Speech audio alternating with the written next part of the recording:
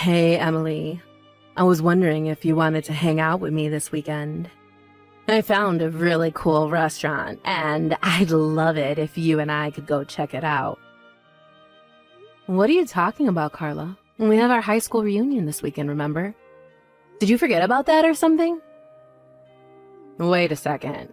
You mean to tell me that you were really going to that loser convention? Loser convention? What do you mean by that? Come on now, Emily. You have to know that people like us are cut above the other normies we went to school with. We've already achieved more in our lives than any of them probably will for decades to come. So I think we're better off skipping the reunion and doing something fun. I'm sorry, but I'm still not quite sure that I'm following what you're getting at. I mean, you don't really feel that way about everyone that we've gone to school with, right? Well, it's true, isn't it? I mean, okay, maybe you and I specifically haven't done things with our lives. But we're both engaged to people who have, isn't your fiancé the general manager of the company he works for? Because my fiancé owns his company. My point is that we're better than the rest. And, we should act like it. Carla, I really don't know what to say to any of this right now. I don't get why you're having such a hard time accepting the facts when they are right there. We just did better than everyone else in school. And it shows by the fact that we're marrying the people that we are. Besides, I think who you choose to hang out with says a lot about a person.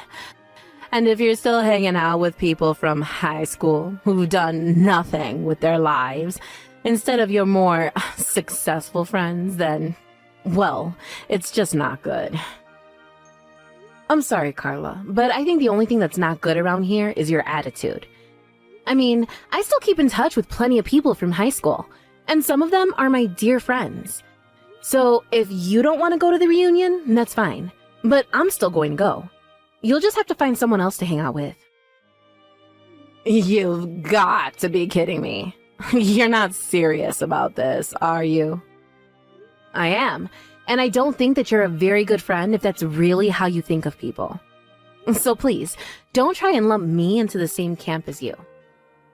And one more thing you should know. I actually broke off my engagement with my fiancé last week. Hold on a second. You mean to tell me that you were going to marry a general manager and you broke it off?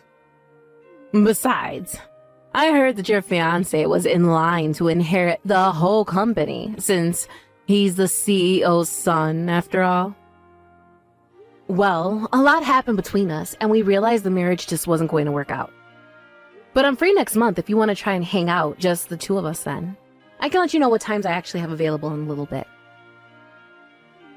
You think I would ever lower myself to hang out with you now? What is that supposed to mean? Haven't you been reading any of my messages at all? It's all about who you know and who you're seen with. And if you're not a winner like me, then I really shouldn't be wasting my time talking to a loser like you. So now, I won't be hanging out with you anytime soon. Hey, Emily, I just walked outside my door and found all kinds of cooked food on my doorstep. And it's basically all the things that I love to eat.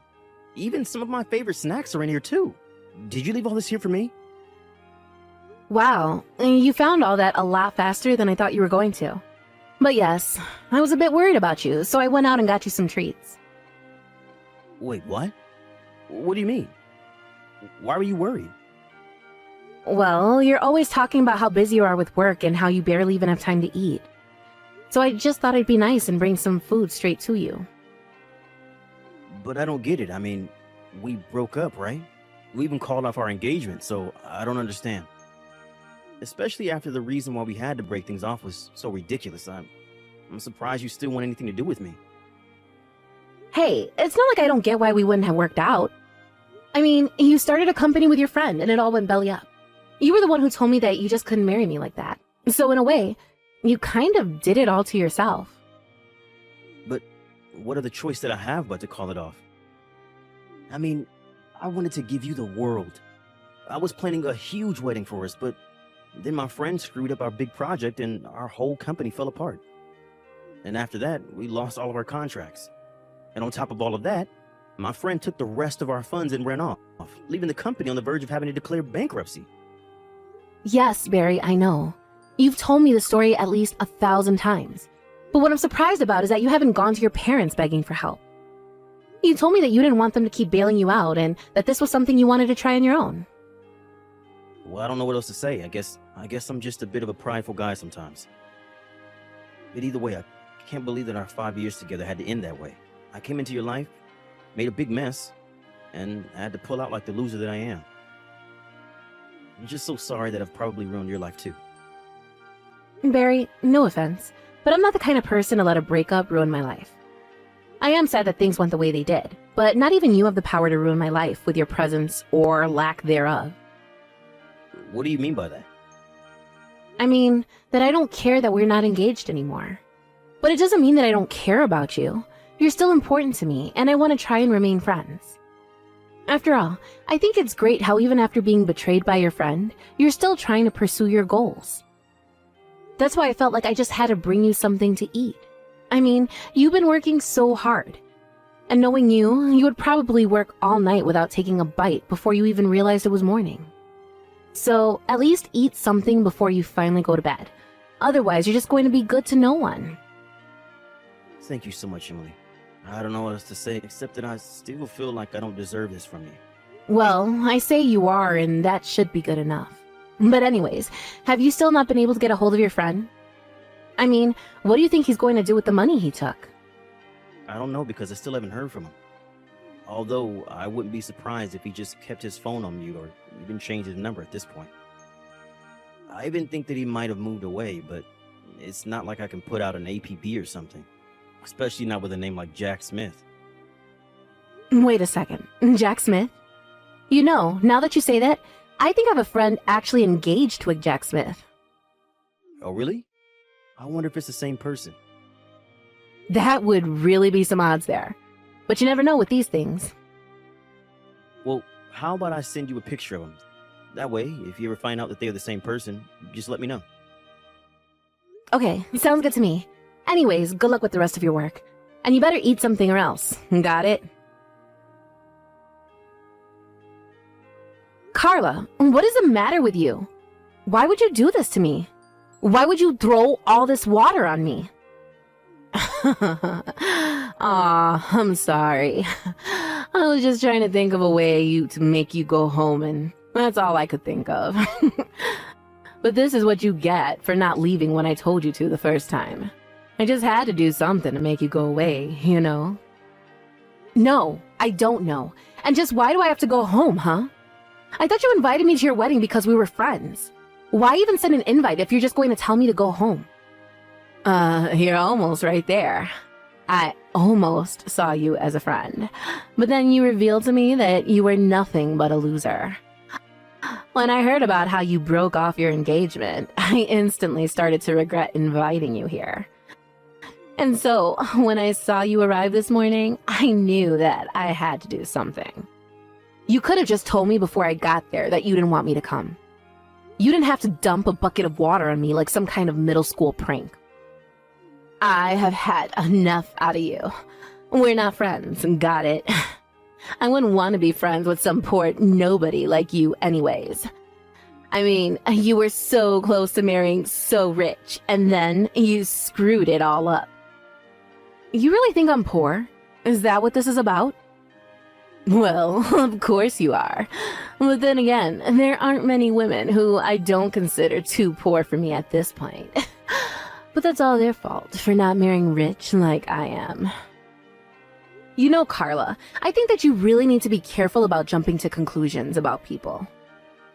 And this is a whole obsession with winners and loser and rich and poor is just too much. Don't you realize how rude you're being? Shut up, you poor loser. I don't need to take this from you. You could have been my friend, maybe even my equal almost.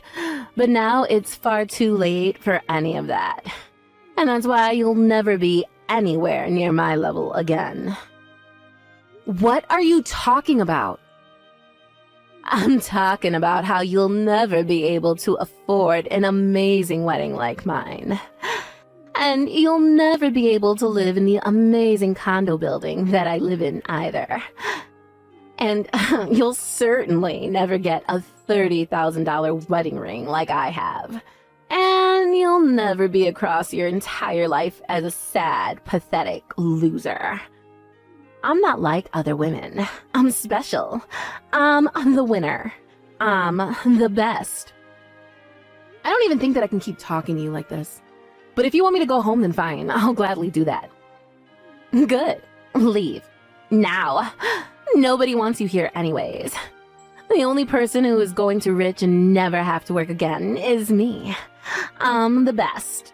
I'm number one. Except that you know your husband is here apologizing to me, right? What on earth are you talking about now, loser? Well, that's the thing. Your amazing winner of a husband is here on his knees begging me for forgiveness. He's still here in his tuxedo right now. I don't think I've seen a man do anything like this in a tux. It's kind of hot, actually. Literally, what are you talking about? Why would my husband be apologizing to you? Well, because you did something he feels that he needs to say sorry for. Of course, I don't see any reason why I should forgive you. Have you actually gone crazy or something? Start making sense now. I guess he's also very sorry because he ruined my engagement and ran off to get married himself. Hold on a second. I am so lost here. I mean, all I did was pour a little water on an unwanted loser. Why would my husband have to apologize to you for anything? Did he forget we're better than you? You don't get it. This is much bigger than you and your dumb prank. You see, it's your husband's fault that my engagement was called off. That's why he's here begging. But how? I still don't get it. Well, because it's his fault that my fiancé Barry and I had to call off our engagement. You see, Barry and Jack started a business together. But your new husband Jack made some pretty huge mistakes that ended up costing the company a lot. But instead of taking responsibility for them, he stole the rest of the company funds and ran off. My fiancé Barry was embarrassed and crushed that he said he wasn't worthy of me and called off the engagement. Wait just a minute. You're telling me that my husband and your fiancé started a business together? This is the first time I'm hearing about this. I didn't have too many details about what happened either. But Barry mentioned the name of his partner, and I realized it was the same as your then fiancé. I thought it might have been a coincidence, but then Barry showed me photos of them together, and I knew they were one and the same. Anyways, I confronted Jack in the changing room, and he admitted to it all. So naturally, I informed the police. But don't worry, I know that you want to have your wedding, so I told them not to show up until after the vows had been exchanged. But I guess I won't be here to see it since I'll be going home. But I hope the two of you get what you deserve. But you can't be serious, right? You really didn't do that, did you? Well, especially after you poured that water on me, Jack came running after me, begging me not to call the police. He heard about what you did to me, and that's why he's here begging on his knees for mercy. This can't be happening. Jack can't be going that to you. My husband would never. Well, I'm afraid he is. Of course, the whole situation was made much worse by the way you treated me. But anyways, the police have already been informed, so it's too late to change anything now. Oh, come on. You don't have to do this. I would be less concerned about that and more worried about wrapping up your wedding before the police get there. Emily, thank you so much. I can't believe you managed to track Jack down. You don't know how much worrying you just saved me. Well, it really all was quite lucky, if I'm being honest. But anyways, I'm just glad that we could find him. Anyways, what about you? How are you doing? Are you eating like I told you to? Yeah, don't worry. I've been eating out of that care package that you sent me, and I feel like a new man now. Some other good news. I feel like I might be able to restart my company. Really? You think you can turn things around? Yeah, I know that I've basically lost all of my clients, but now that Exodus has stopped and I'm left with the ones that really believe in me. Not only that, but they understood my situation and said that they would recommend my business to associates here. And I've already started getting calls from new people wanting to work with me, so now I think I have enough funding to keep my project going. Barry, that's incredible. Congratulations on that. That's so amazing. I knew that things would work out for you. It's not me. I've just learned so much about business ever since I was little from my parents. I mean, I feel lucky that I was born into the family that I was, but also because of it, it means that I understood the risks of doing business. But there's one more thing that I'm hoping to set right now, and that's you. Me? What do you mean by that? I mean that after Jack stole my money, I told you that I could marry you, but this whole experience has taught me that I really need you. And now that we caught Jack, I want to ask again, will you marry me? Because if you say yes, I promise that I'll never let you go no matter what. I swear I'll do everything in my power to make you happy. Oh, Barry. I want to say yes, but I know you and your business too well. How about you focus on your company first? I know that things are looking good now, but you need to make sure that they stay that way. After you've done that, then we can talk. You're right. Better to make sure we do this right this time. Thank you so much for understanding, Emily. Emily, this is all your fault. The police just took Jack away. I had no idea that he had done such shady things in the past. From what I heard, Barry wasn't even the first person that Jack had done this to. Apparently, he had a pattern of scamming people out of their money like that. But no one had ever managed to catch him until now. Well, I want you to know, that I divorced him. Jack is no longer my husband. Oh no, you mean the marriage wasn't going to work out? And here I was thinking that you married the perfect man. I thought so too. But he wasn't a winner like me at all. He was just a loser scammer who would have done the same thing to me. But I guess that means if you don't have a husband like Jack, that makes you a loser just like the rest of us, no? Especially after he was arrested just days after you two were married. But I guess that's what you get for always looking down on others because of who you were marrying. How dare you talk to me like that? I thought we were friends. Why are you being so mean to me?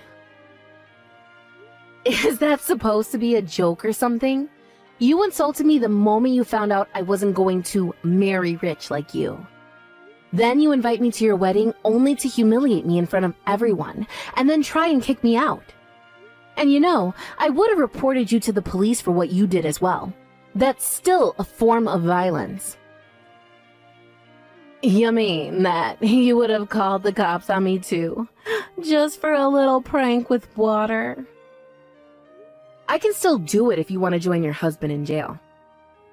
No, please, don't do that. I don't want to go to jail.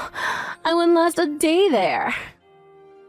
Well, if you don't, then maybe you should check your ego and please just never ever talk to me again. After that, Jack was arrested for his various frauds and eventually sentenced to jail for them. I heard that Carla was brought in as a suspect, but that she was cleared of charges when the police realized she knew nothing. Apparently, while he was in jail, Jack was refusing to sign the divorce papers. Carla was so nervous that he was plotting something with her bank account, so she withdrew all of her money and moved to a new state. Except that every time someone from her past would find her, she was so nervous about being found by Jack, even though he was in jail, that she would pick up everything and move again. As for Barry and I, it took some time, but Barry's company eventually took off into the success that we always knew it would be. The day he took the company public was the day that he proposed to me. I said yes, and we're set to be married next month. But us being married didn't mean that I flipped like Carla into some elitist monster. I still hung out with old friends from high school, and we all gossiped about Carla's situation. In fact, despite being married, very little has changed for me. I'm just glad that everything about the situation appears to have wrapped out quite neatly. Of course, it helps that Barry now has someone like me by his side to help vet potential business partners, and I plan on keeping it that way.